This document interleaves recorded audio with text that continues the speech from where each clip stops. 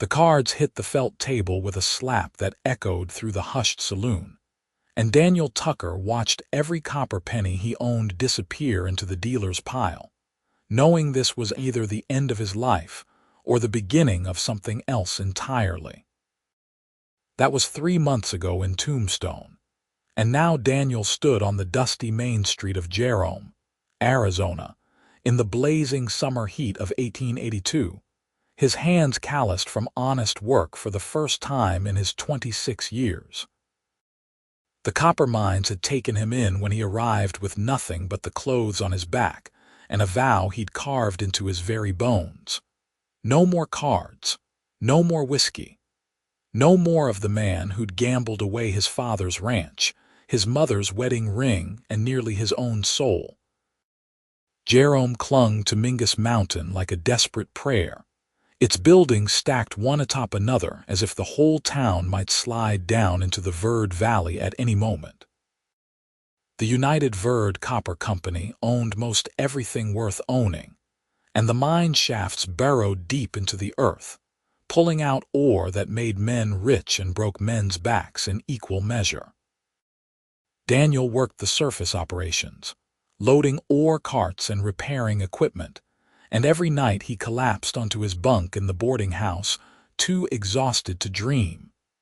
The boarding house sat on a precarious ledge overlooking the valley, run by a widow named Mrs. Patterson, who had a sharp tongue and sharper eyes that seemed to measure a man's worth in a single glance. She'd taken Daniel's first week's wages in advance and told him plainly that she didn't tolerate drinking, fighting, or cards under her roof. He'd met her gaze steadily and told her that suited him just fine. That morning in late August, Daniel was fixing the front porch railing when he first saw Eleanor Foster. She came up the steep street with her skirts held high to keep them from the dust, a worn leather satchel in one hand, and a determined set to her shoulders that made her look like she was marching into battle rather than walking through a mining town. Her dark hair was pinned up neatly despite the heat, and her face had the kind of strength that came from weathering storms most people only heard about in stories. Mrs. Patterson appeared in the doorway, wiping her hands on her apron. "That'll be Miss Foster, the new schoolteacher." The mining company finally agreed to fund a proper school, and she's come all the way from Santa Fe to run it. Daniel hammered in the last nail and stood, removing his hat as Eleanor reached the porch. Up close, he could see the intelligence in her gray eyes and the slight tremor in her hands that she was trying to hide. She looked about 23 or 24, with freckles across her nose that the sun had darkened during her journey. "Miss Foster, welcome to Jerome, Mrs. Patterson said, her voice warming considerably. "Your room is ready, and I've set aside some water for washing. You must be exhausted from the stage." "Thank you, Mrs. Patterson. Your kindness is much appreciated." Eleanor's voice was clear and educated, with just a hint of weariness around the edges. Her eyes flicked to Daniel for just a moment, taking in his dusty work clothes and the hammer in his hand. He nodded respectfully and stepped aside to let her pass, catching the faint scent of lavender and travel dust. Something in his chest tightened unexpectedly, a feeling he couldn't quite name. He'd sworn off cards and whiskey, but nobody had said anything about pretty schoolteachers with storm cloud eyes. Mrs. Patterson showed Eleanor inside, their footsteps creaking on the stairs, and Daniel returned to his work with less focus than before. He told himself it was just surprise at seeing someone new in town, someone who clearly didn't belong in this rough-hewn mining community. Teachers didn't usually look like that, didn't carry themselves with that particular blend of determination and vulnerability. That evening at supper, Mrs. Patterson's dining room was fuller than usual. Word had spread about the new schoolteacher, and several of the boarders had found excuses to take their meals at the house instead of the saloons and cook shacks scattered through town. Daniel took his usual seat near the end of the long table, nodding to the other men he recognized from the mine works. Eleanor came down the stairs in a fresh dress, her hair still damp from washing, and every conversation stopped mid-sentence. She paused on the bottom step, color rising in her cheeks, before Mrs. Patterson bustled over and guided her to a seat near the head of the table. "Gentlemen, this is Miss Eleanor Foster, our new schoolteacher.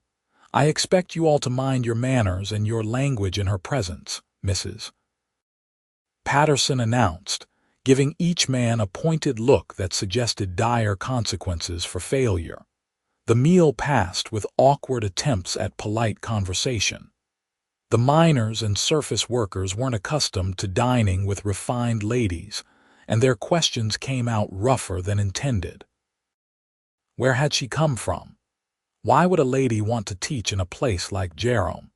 Did she know what she was getting herself into? Eleanor answered each question with patience and grace, though Daniel could see the exhaustion pulling at her features.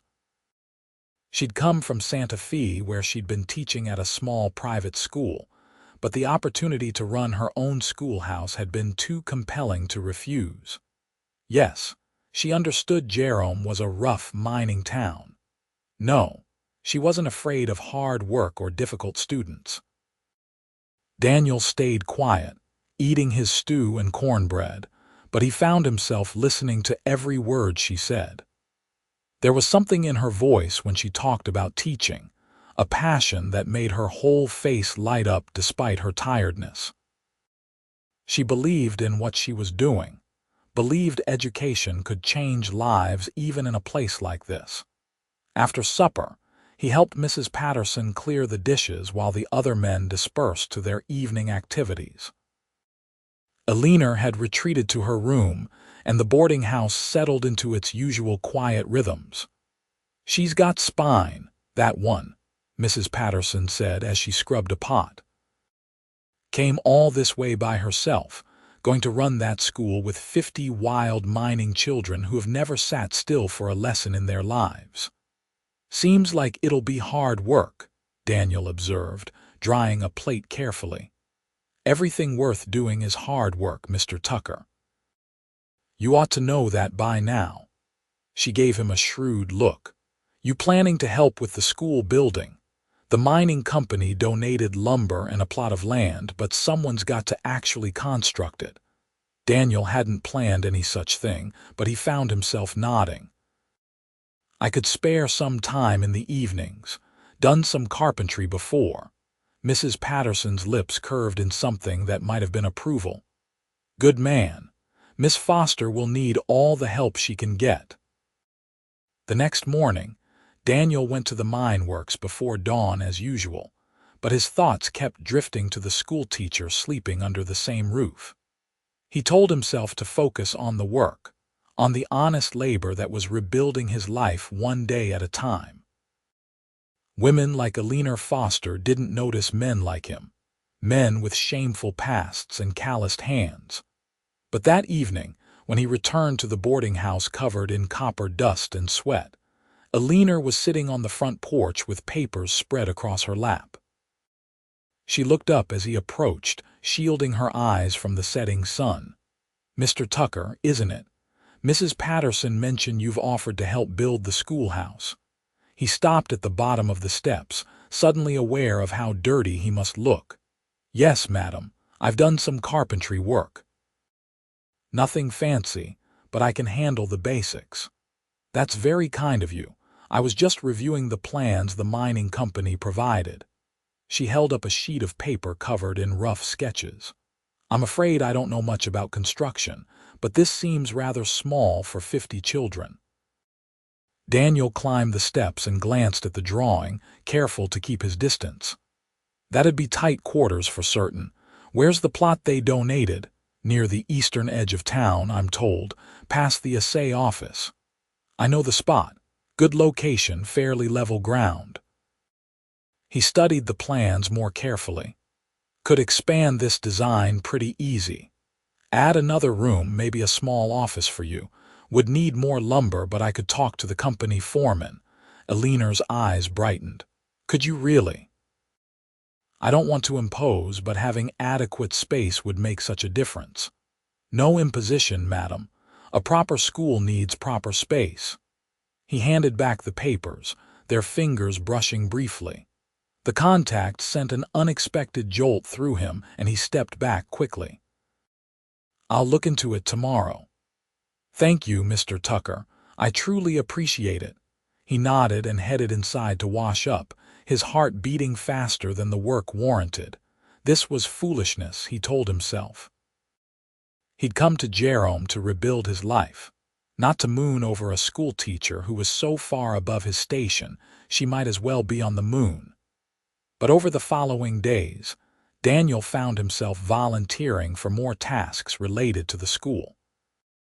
He spoke with the mining company foreman about additional lumber, measured the plot of land, and drew up revised plans that would give Eleanor the space she needed.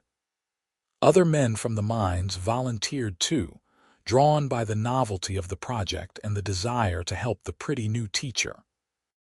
Work on the schoolhouse began on a Saturday morning in early September. Daniel arrived at the site just after sunrise to find Eleanor already there, wearing a practical work dress and holding a hammer that looked comically large in her small hands. Good morning, Mr. Tucker. I thought I should help with the construction, since it's my school. He tried not to smile at her determined expression. Morning, Miss Foster. Appreciate the enthusiasm, but building's heavy work. Maybe you could help with the measuring and marking instead.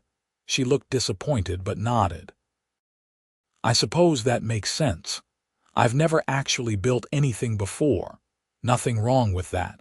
Everybody starts somewhere.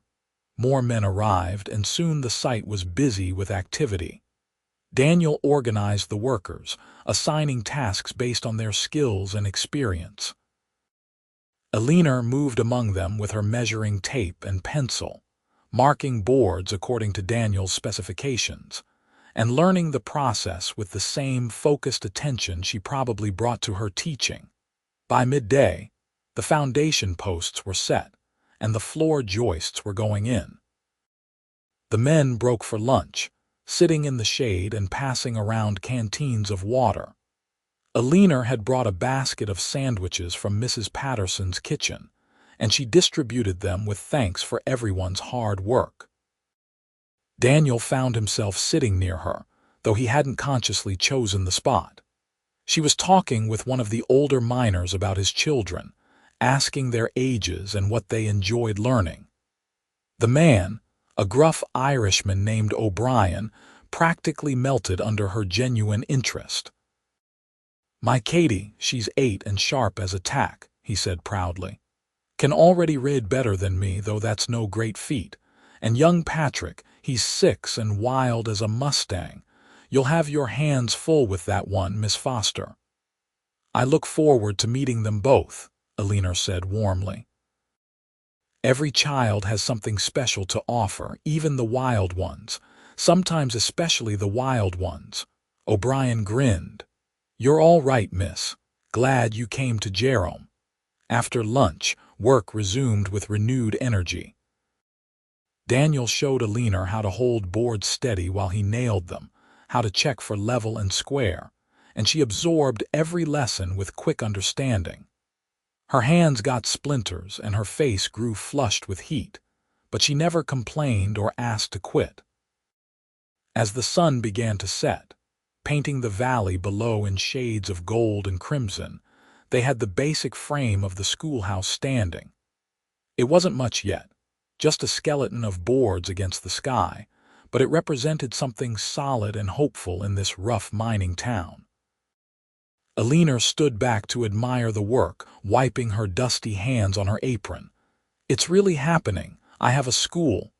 Not finished yet, Daniel said, coiling up a length of rope, but it's a good start. She turned to him, and the gratitude in her eyes made his breath catch. Thank you, Mr. Tucker, for all of this.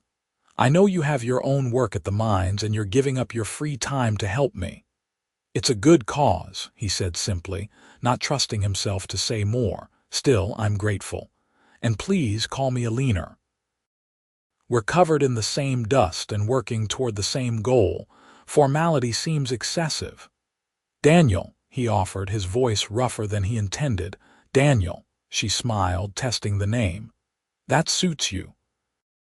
He should have made some excuse and left then, put distance between himself and this dangerous warmth spreading through his chest. Instead, he walked her back to the boarding house as twilight deepened, listening to her talk about her plans for the school curriculum and the books she'd brought from Santa Fe. Over the following weeks, the schoolhouse took shape. Walls went up, windows were installed, and a small wood stove was positioned for winter heating.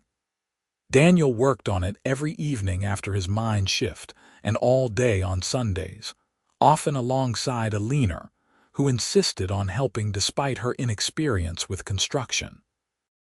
They developed an easy rhythm, working side by side in comfortable silence or talking about everything and nothing. Eleanor told him about growing up in Philadelphia, the daughter of a professor who believed education was the great equalizer. She'd come west after her father's death, seeking purpose and adventure in equal measure. Daniel told her about growing up on a ranch in Texas, about learning to ride before he could walk, and the wide open spaces that had once been his whole world. He didn't tell her about the gambling, about the cards and whiskey that had consumed him for years. He didn't tell her how he'd destroyed everything his parents had built, how he'd sat in that Tombstone saloon prepared to put a bullet in his own head before some scrap of survival instinct made him walk away instead. Those stories stayed locked tight in his chest, too shameful to speak aloud. But Eleanor seemed to sense the shadows in his past without needing details. Sometimes she'd look at him with those storm-gray eyes, and he'd feel seen in a way that was both terrifying and comforting. One evening in late September, they were working alone on the school's interior, installing shelves for books. The other volunteers had gradually dropped away as the novelty wore off and other demands called them elsewhere. Daniel didn't mind. If he was honest with himself, he preferred these quiet evenings with just Eleanor, the two of them building something together. "Tell me something," Eleanor said as she handed him another board. "Why did you come to Jerome, Mrs. Patterson mentioned you arrived 3 months ago with nothing, and you've been working harder than any man she's ever known." Daniel's hands stilled on the shelf bracket. Needed a fresh start. Most people who need fresh starts have something they're running from. He met her eyes, saw the understanding there, and something in him cracked open just a fraction. "I made mistakes. Bad ones. Cost my family everything they had. Came here to try and be someone different." Eleanor was quiet for a moment, then nodded slowly. "I think that takes more courage than most people ever manage. It's easier to keep being who you've always been, even if that person isn't worthy of keeping." "You ever make mistakes you couldn't take back?" he asked. "Yes. I fell in love with the wrong man once. A fellow teacher in Philadelphia, charming and intelligent and completely unsuitable. He was already married, though he failed to mention that until after I'd given him my heart." Her voice was steady, but pain flickered across her face. "When I found out, I left Philadelphia. Couldn't bear to see him every day, to be reminded of my own foolishness." "His loss," Daniel said quietly. She smiled, but it didn't reach her eyes. "Kind of you to say, but it taught me to be more careful with my heart. To focus on things I can control, like teaching and building schools in wild mining towns." They finished the shelves in silence, but it was a different kind of silence now, weighted with shared understanding. When Daniel walked Eleanor back to the boarding house that night, he wanted to take her hand, to offer some comfort for the old wound she'd revealed. But he kept his hands to himself, knowing he had no right to offer anything to a woman like her. The schoolhouse was completed in mid-October, just as the Arizona autumn began to cool the fierce summer heat. Eleanor spent days arranging desks borrowed from the mining company, organizing her books, and preparing lessons for students ranging from age 5 to 15. The official opening was set for the first Monday in November. Daniel helped her hang a slate board on the front wall and watched as she stepped back to survey her domain. Pride and nervousness warred in her expression. "What if they don't come?" she said suddenly. "What if the parents decide their children are more useful working than learning?" "They'll come," Daniel assured her. "Every parent I've talked to wants their kids to have chances they never had. Education means something here. I hope you're right. Trust me on this." "I've been hearing nothing but excited chatter about the new school and the pretty teacher. You're going to have more students than you know what to do with." She turned to face him, and the vulnerability in her eyes made his heart ache. "Will you be there on opening day?" "I know it's foolish, but I'd feel better having a friendly face in the room." He should have said no. He needed to be at the mine works, couldn't afford to miss a day's wages. But looking at Eleanor standing in her schoolhouse, asking him to be there, he couldn't refuse. "I'll be there," he promised. Opening day arrived with crystalline autumn sunshine and a crispness to the air that promised winter wasn't far behind. Daniel took the morning off from the mine, earning a raised eyebrow from his foreman but no real objection. He cleaned up more carefully than usual, putting on his one good shirt and running a comb through his hair. When he arrived at the schoolhouse, children were already gathering outside in nervous clusters, their parents hovering nearby. Eleanor stood on the front steps in a dark blue dress, her hair pinned up neatly and her hands clasped to hide their shaking. She saw Daniel and her whole face brightened. He moved through the crowd to stand near the steps, offering a small nod of encouragement. At precisely 8 o'clock, Eleanor rang the brass bell she'd brought from Santa Fe, and the clear sound carried across the morning air. "Good morning, students. Welcome to your school. Please come inside and find a seat." The children filed in with varying degrees of enthusiasm and reluctance. Daniel followed last, positioning himself near the back wall where he could watch without interfering. There were about 40 students packed into the room, from tiny 5-year-olds who could barely see over their desks to gangly teenagers who looked ready to bolt at any moment. Eleanor took her position at the front of the room and Daniel watched something magical happen. The nervousness dropped away, replaced by calm authority and genuine warmth. She introduced herself, explained her expectations, and began to assess what each student already knew. Her voice was patient but firm, and within minutes she had even the most skeptical teenagers paying attention. Daniel stayed for an hour, just long enough to see Eleanor fully in her element before slipping out to head to the mine.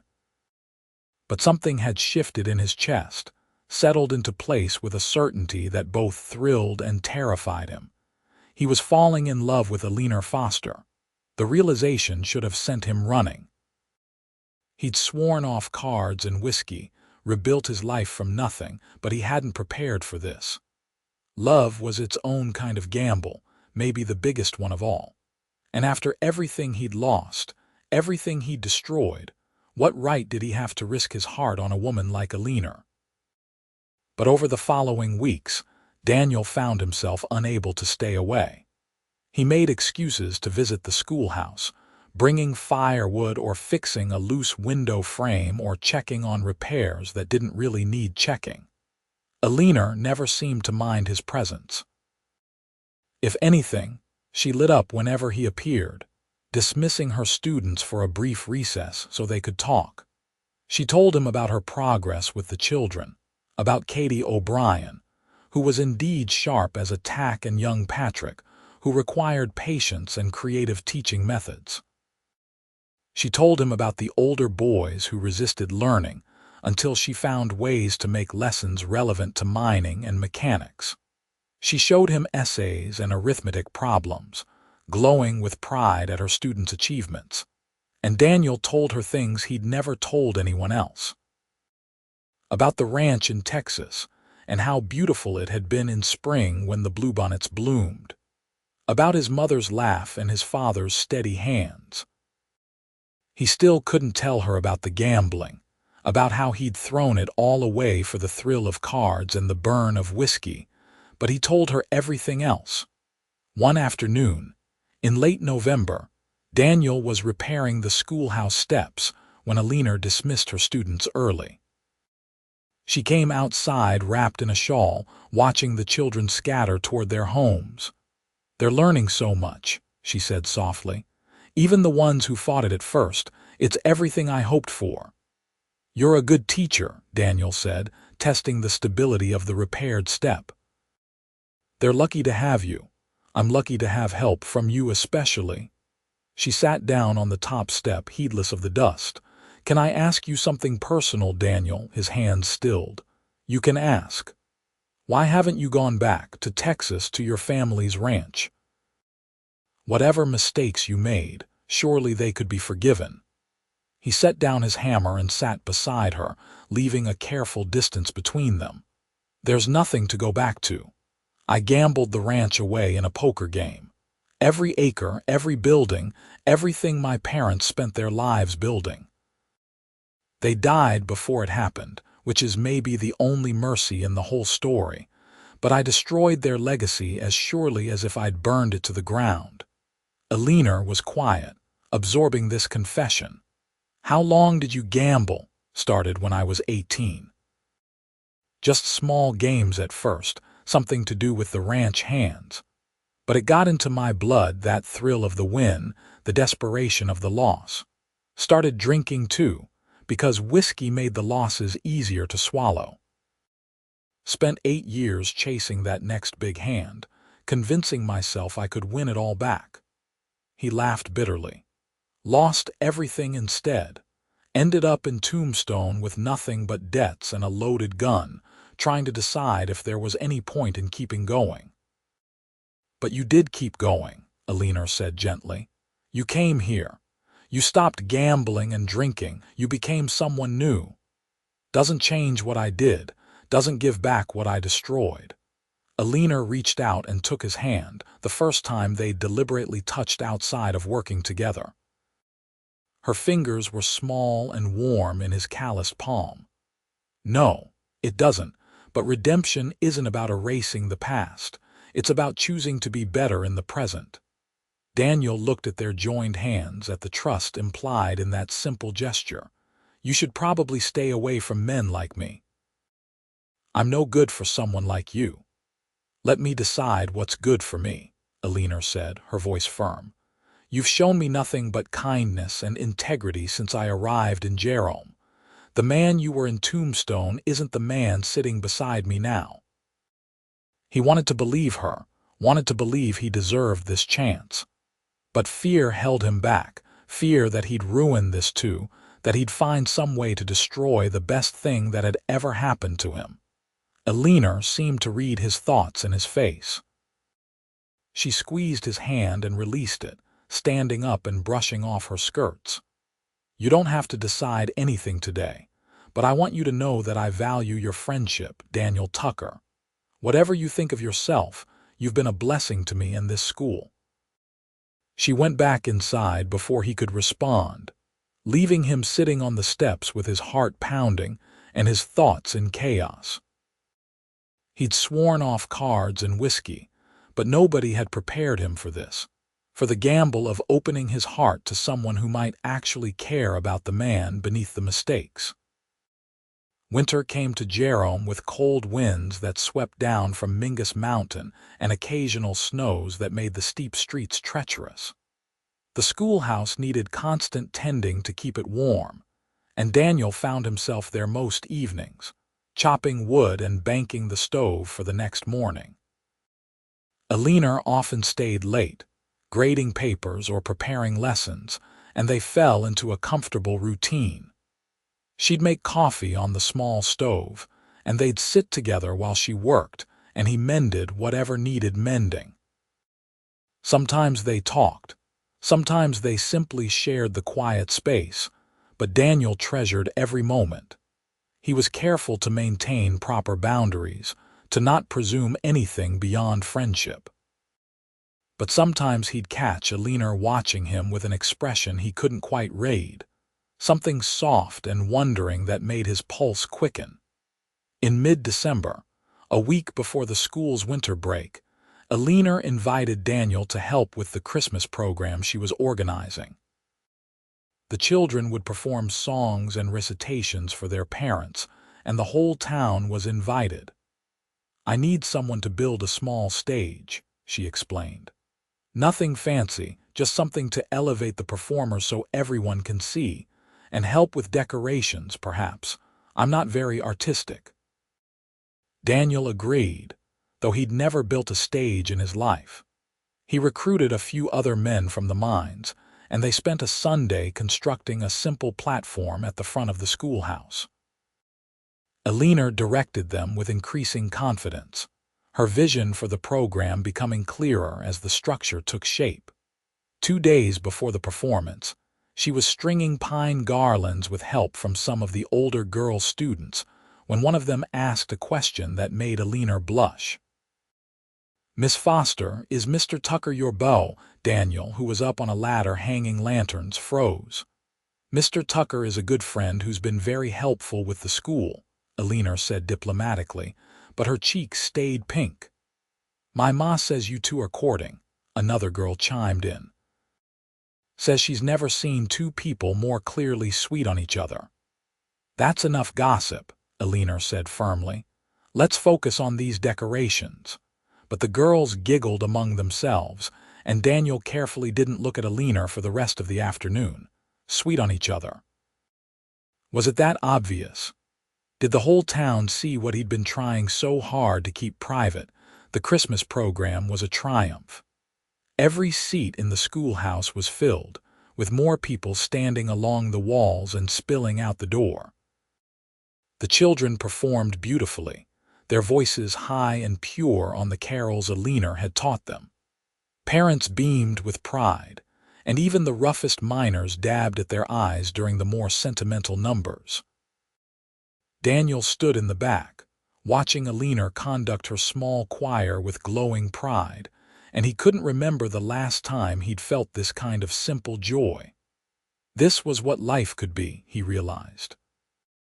Not cards and whiskey and the hollow thrill of the win, but community and purpose and watching good things grow.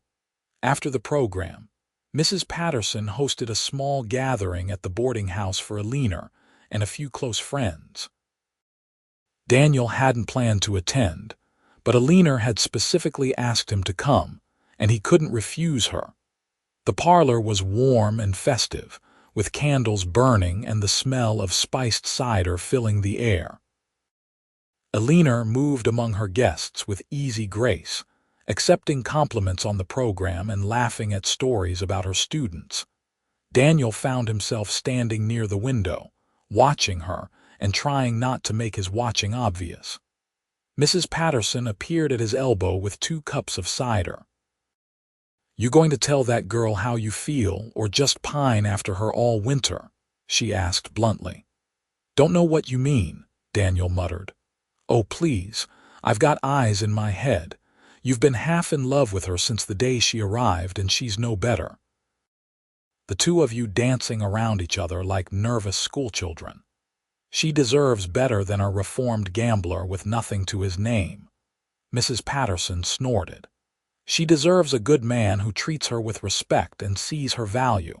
That'd be you, in case you're too stubborn to realize it. What you were before doesn't matter half as much as what you are now." Before Daniel could respond, Eleanor approached, her eyes questioning. Mrs. Patterson excused herself with poorly concealed satisfaction. "Are you enjoying the party?" Eleanor asked. "It's nice. You did good with the program." "The kids were wonderful. They were, weren't they? I'm so proud of them." She paused, then added more quietly, "I'm glad you came tonight. I wasn't sure you would. You asked me to. That was enough." She looked up at him, and in the candlelight her eyes were more silver than gray. "Daniel, I wonder if we might talk, privately, I mean. There's something I'd like to say." His heart hammered against his ribs. "Now, perhaps tomorrow, after church if you attend. We could walk if the weather holds." He nodded, not trusting his voice, and Eleanor smiled before being pulled away by another guest. Daniel left soon after, his mind spinning with possibilities and fears in equal measure. The next morning dawned clear and cold, with frost glittering on every surface. Daniel went to the small church service held in the mining company's meeting hall, sitting in his usual spot near the back. Eleanor arrived with Mrs. Patterson and sat several rows ahead, but he could feel her presence like a physical weight. After the service, she found him outside, bundled in her warmest coat and carrying a muff against the cold. "Ready for that walk?" she asked. They headed up the steep street toward the edge of town, where the buildings gave way to scrubby pines and rocky outcroppings. The view from here was spectacular, the whole Verde Valley spread out below them like a rumpled blanket. They walked in silence for a while, their breath forming clouds in the frigid air. Finally, Eleanor stopped at a flat spot overlooking the valley and turned to face him. "I need to tell you something, and I'd appreciate if you'd let me finish before you respond," she said, her voice steady despite the nervousness in her eyes. Daniel nodded, his throat tight. "I came to Jerome to start over, to build something meaningful after the disappointment in Philadelphia. I didn't expect to find anything beyond my work, certainly didn't expect to find you." She took a deep breath. "But you've become important to me, Daniel. More important than I probably should admit, and I know there are reasons why this might not be wise. You have your past, I have mine. But I also know that you're the kindest, most honorable man I've ever met, and I find myself hoping that maybe we could be more than friends, if you want that too." Daniel stared at her, his mind reeling. She was offering him everything he'd wanted and been too afraid to reach for. "Eleanor, I'm not what you need. I've got nothing to offer you, no property, no prospects beyond mining work, and my past—" "I don't care about your past," she interrupted.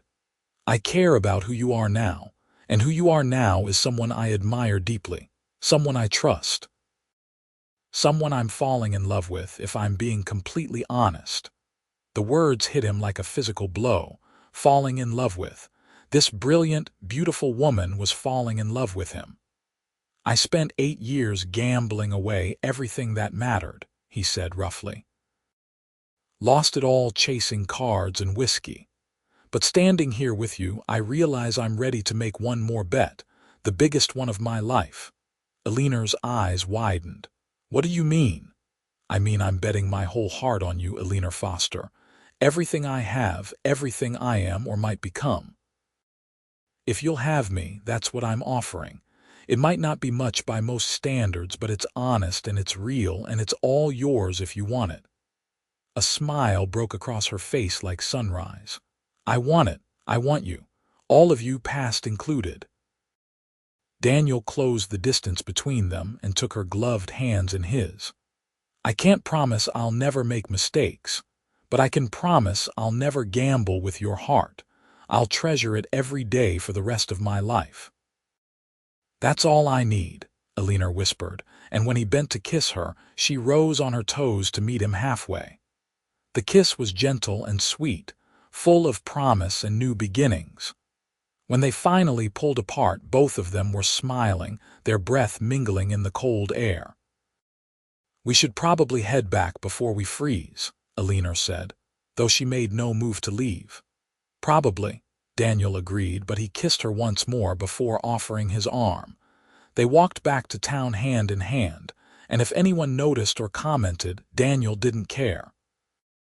For the first time since he'd lost everything in Tombstone, he felt like he'd won something worth keeping. Word of their courtship spread through Jerome faster than a brush fire. Mrs. Patterson was delighted, claiming she'd known all along. The mine workers teased Daniel good-naturedly, and the schoolchildren giggled whenever he appeared at the schoolhouse. But mostly, people were happy for them. In a rough mining town where joy was sometimes hard to come by, a genuine love story was something to celebrate. Daniel courted Eleanor properly over the winter months. He took her to church socials and walked her home from school every evening. They had dinners at the boarding house and took Sunday walks when the weather permitted. He learned that she loved poetry and could recite entire passages from memory. She learned that he had a fine singing voice he rarely used and could identify bird calls from his ranch days. They talked about everything. Daniel told her more about his family, the good memories from before the gambling consumed him. Eleanor told him about her childhood in Philadelphia, about her mother who died when she was young and her scholarly father who'd raised her with books and ideas. And slowly, carefully, they built something solid together. Trust deepened into love, and love grew into certainty. In February, Daniel approached Eleanor with a proposition. "I've been saving my wages," he said as they sat in the schoolhouse after her students had left for the day. "Every penny since I arrived in Jerome, and I've got enough now to make a down payment on a piece of land." Eleanor looked up from the papers she was grading. "Land? There's a plot for sale just outside town. 5 acres with a good spring and some flat ground for building. I thought maybe I could start a small ranch. Nothing like what my family had in Texas, but enough to run a few head of cattle, maybe some horses. Build a life that's mine." "That sounds wonderful," Eleanor said warmly. "You'd be good at ranching. I can tell you miss it." Daniel took a deep breath. "Thing is, I'm hoping it won't just be mine. I'm hoping it might be ours." Her hands stilled on the papers. "Ours?" He slid off his chair and dropped to one knee beside her desk, pulling a small box from his pocket. "I know it's fast. We've only been courting a few months, but I've never been more sure of anything in my life. Eleanor Foster, will you marry me?" The ring inside the box was simple, a small garnet set in silver, all he could afford on a miner's wages. But Eleanor's eyes filled with tears as she looked at it. "Yes," she breathed. "Yes, Daniel, I'll marry you." He slipped the ring onto her finger, and she pulled him up for a kiss that tasted of joy and tears and promises. They were married in April, in the same meeting hall where church services were held, with what seemed like the entire town of Jerome in attendance.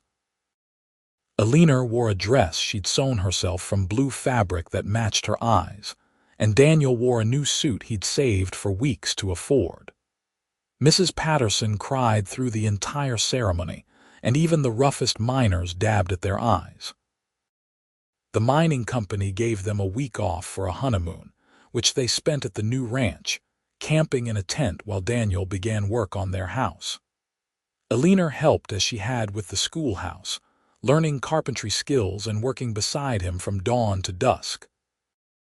They were married in the most complete sense on their wedding night, coming together with tenderness and passion in equal measure. Daniel had been with women before in his gambling days, but nothing had prepared him for the intimacy of making love with someone he cherished. Eleanor was shy at first but eager to learn, and they explored each other with reverence and growing confidence. "I love you," he whispered against her skin as they lay tangled together afterward. "Never thought I'd be lucky enough to love someone like you." "We're both lucky," Eleanor murmured, tracing patterns on his chest. "We found each other when we both needed new beginnings." Over the following months, their life took shape. Daniel continued working at the mine while building their house in every spare moment. Eleanor kept teaching, though she began training an assistant in case she needed to step away. By summer, they had a small cabin completed. Just 3 rooms, but solid and well built, with glass windows and a good stone fireplace. They moved in on a blazing July afternoon, carrying their few possessions up from the boarding house. That night, they sat on their new front porch and watched the sun set over the valley, Eleanor tucked against Daniel's side. "I'm happy," she said simply. "Happier than I ever thought I'd be." "Me too," Daniel agreed, kissing the top of her head. "Never imagined this kind of life when I left Tombstone. Figured I'd just work until I couldn't anymore, try to earn some kind of redemption through honest labor. But you gave me so much more than that. You gave me a reason to live, not just survive." "We gave that to each other," Eleanor corrected. By autumn, Eleanor was pregnant. She told Daniel one evening as he was washing up after a day of working with his small herd of cattle. He stared at her for a long moment, processing the news, before sweeping her into his arms and spinning her around until she laughed and begged him to stop.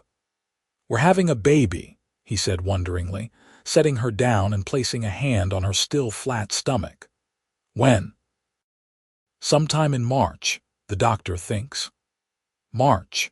A year after their wedding, a new life would arrive. The symmetry of it felt right, like everything was falling into place according to some grand design. Eleanor continued teaching through the fall, though she trained her assistant to take over when the baby came. Daniel became even more protective, insisting she rest more and work less.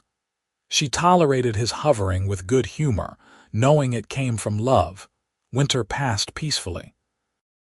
They spent evenings by the fireplace, Daniel reading aloud while Eleanor knitted tiny garments for the coming child. They talked about names and futures, about what kind of parents they wanted to be. "I want our children to know they're loved," Eleanor said one night, her hands resting on her swollen belly.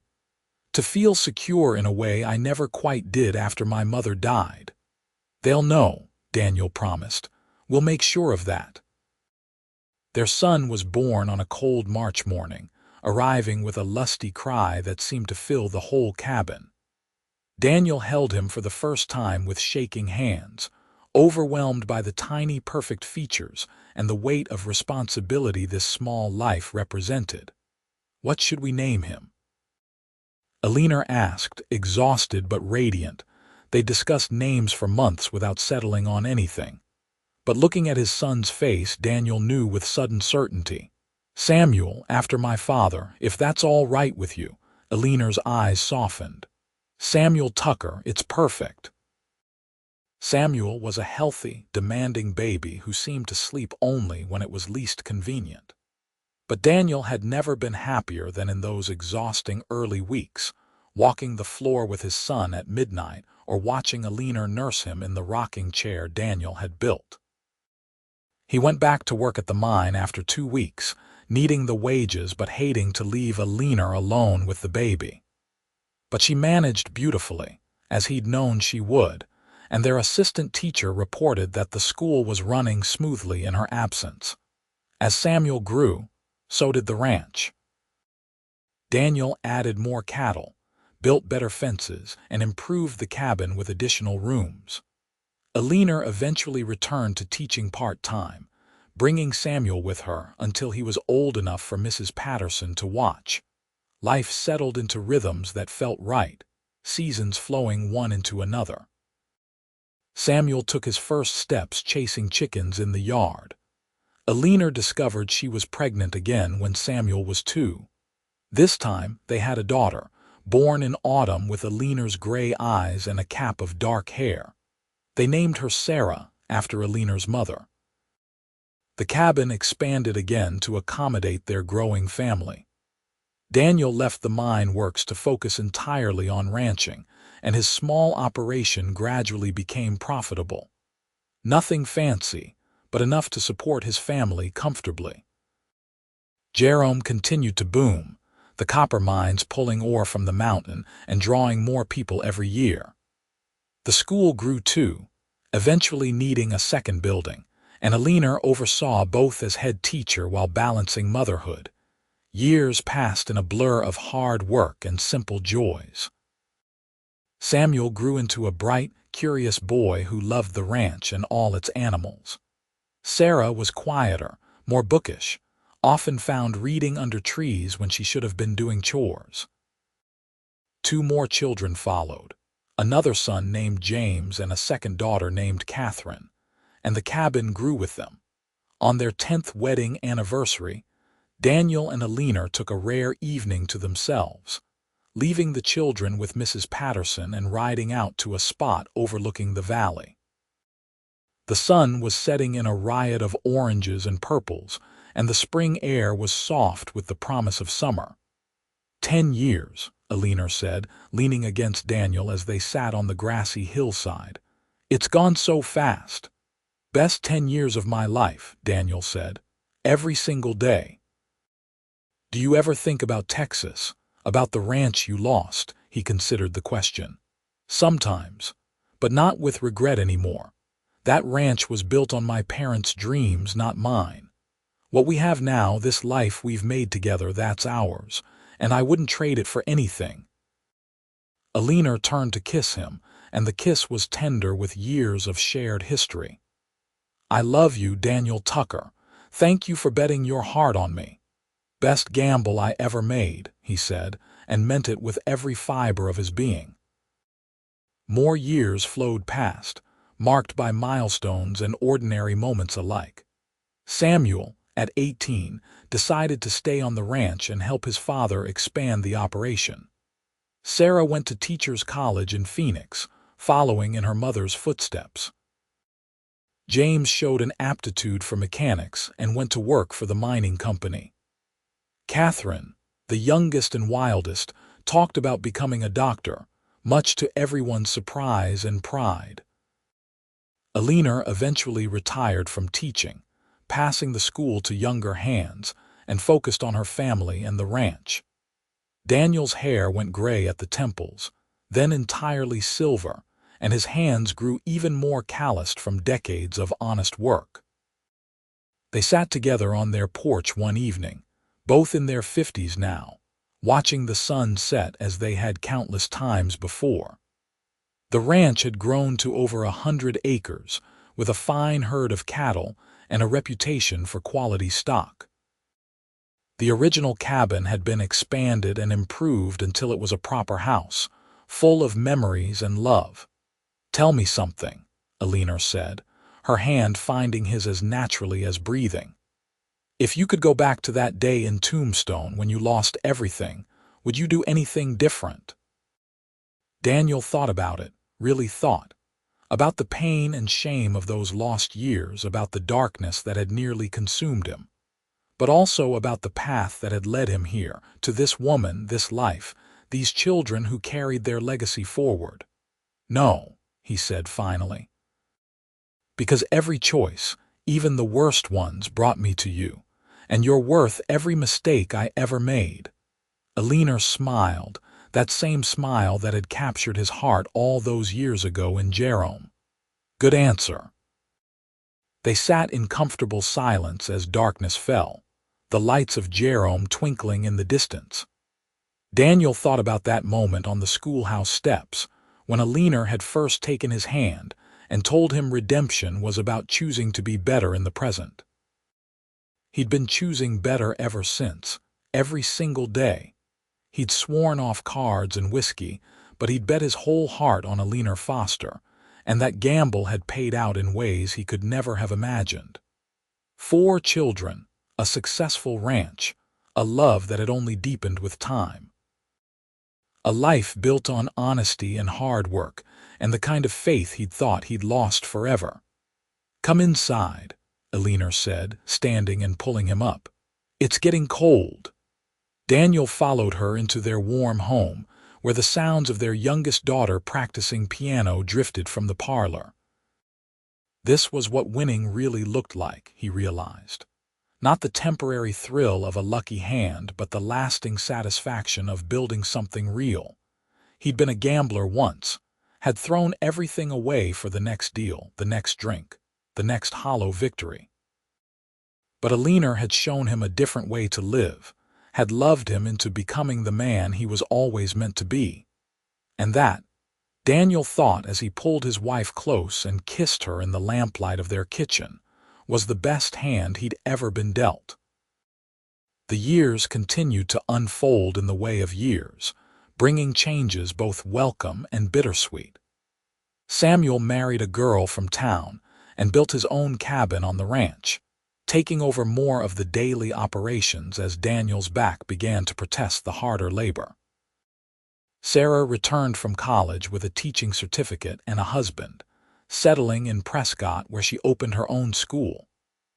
James married and moved to Phoenix to pursue his mechanical work, sending letters full of news about the modern marvels transforming the territory.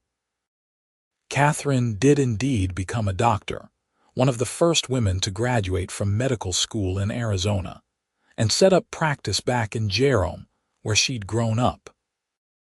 Eleanor and Daniel became grandparents 7 times over, their house filling with visiting children and grandchildren during holidays and summers. The ranch prospered under Samuel's management, and Daniel spent his later years doing lighter work, mending tack and training horses and telling stories to grandchildren who sat wide-eyed at his tales of the old days. He never told them about the gambling years, about the darkness that had nearly swallowed him whole. That was between him and Eleanor, a chapter closed so long ago it sometimes felt like it had happened to someone else. Instead, he told them about their grandmother's first day in Jerome, about building the schoolhouse and falling in love while hanging lanterns and stringing pine garlands. On their 25th anniversary, their children organized a celebration at the ranch. Friends and neighbors came from all over, filling the house and yard with laughter and music. Daniel stood with Eleanor beside a cake decorated with silver frosting, surrounded by their children and grandchildren, and felt a contentment so deep it was almost painful. "Speech," someone called, and the crowd took up the chant. Daniel held up his hands for quiet, then pulled Eleanor close against his side. "I'm not much for speeches, but I'll say this. 25 years ago, I married the smartest, bravest, most beautiful woman in Arizona. And every day since then, I've thanked God that she was willing to take a chance on a broken-down miner with more past than future. Eleanor taught me that it's never too late to start over, to become someone better, and she gave me a life beyond anything I deserved. So here's to my wife, my partner, my best friend. Eleanor, I love you more today than I did 25 years ago, and I'll love you more tomorrow than I do today." He bent to kiss her while everyone cheered, and Eleanor's eyes were bright with happy tears. "That was beautiful," she whispered. "Just the truth," he said. The celebration continued late into the night, with dancing and storytelling and enough food to feed half of Jerome. Daniel danced with Eleanor under the stars, their movements slower than they'd once been, but no less full of love. More years passed, slipping by with increasing speed. Daniel and Eleanor grew old together, their hair silver and white, their bodies marked by the passage of time but their minds still sharp. They took walks every evening, slower now but still companionable, talking about children and grandchildren and the changes coming to Arizona. Jerome began to decline as the copper ore grew harder to reach, and talk of the town's future became uncertain. But the ranch remained solid, a legacy for their children and grandchildren. On a spring evening much like the one when Samuel had been born, Daniel sat on the porch with Eleanor, watching the sun paint the sky in familiar colors.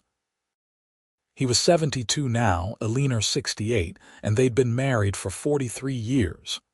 "Remember when you first came to Jerome?" Daniel asked, taking her hand. "You were so determined, marching up that street like you owned the whole mountain." Eleanor laughed softly. "I was terrified. Absolutely certain I'd made a terrible mistake coming to this rough mining town. And then I saw you fixing Mrs. Patterson's porch railing and something just felt right. Love at first sight," he teased. "Maybe. Or maybe just recognition. Like my soul knew yours even before my mind caught up." She squeezed his hand. "I've never regretted it, you know. Not for a single moment. Marrying you was the best decision I ever made." "Second best," Daniel corrected. "First best was coming to Jerome in the first place." They sat in peaceful silence, watching the valley below darken as night approached. Daniel thought about the long road that had brought him here, from a ranch in Texas to a saloon in Tombstone to a boarding house porch in Jerome. He thought about cards and whiskey, about losing everything and finding something better in the rubble. Most of all, he thought about Eleanor, about the gamble he'd taken when he'd bet his whole heart on loving her. It was the only bet he'd ever made that paid out more than he'd wagered, that kept paying out year after year, building into a fortune beyond any monetary measure. "Daniel," Eleanor's voice was soft in the gathering dark. "Yes, love, thank you for everything. For being the man you are, for giving me this life, for loving me so well." He brought her hand to his lips and kissed it gently. "Thank you for saving me, for seeing something worth saving when I'd given up on myself." "We saved each other," Eleanor said, and it was true. They sat together until the stars came out. Two old people who'd loved each other through decades and trials, who'd built something lasting from broken pieces. The ranch lights glowed warm below them, where Samuel and his family lived. In the distance, Jerome's lights flickered, fewer now than in the boom years, but still present, still defiant. Daniel had spent 8 years gambling and 43 years loving Eleanor Foster Tucker. By any measure, the second had been the wiser investment. He'd sworn off cards and whiskey that night in Tombstone, walking away from the table with nothing but his life and a desperate desire to change. He'd kept that vow for over 40 years now, never once tempted to return to those old demons. Because he'd found something better, something infinitely more valuable than any pot of gold or bottle of whiskey. He'd found love. He'd found family. He'd found purpose and redemption and a reason to greet each morning with gratitude. He'd found Eleanor. And in finding her, he'd found himself, the man he was always meant to be. Not a gambler or a drunkard or a destroyer of legacies, but a husband, a father, a rancher, a builder of good things. A man who kept his promises and loved his wife and left the world a little better than he'd found it. The wind picked up, carrying the scent of sage and cattle and the promise of rain. Eleanor shivered slightly and Daniel pulled her closer, wrapping his arm around her shoulders. "Should we go inside?" he asked. "In a minute. I want to stay here just a little longer, with you and the stars and our whole life spread out before us." So they stayed, two people who'd gambled on each other and won everything that mattered.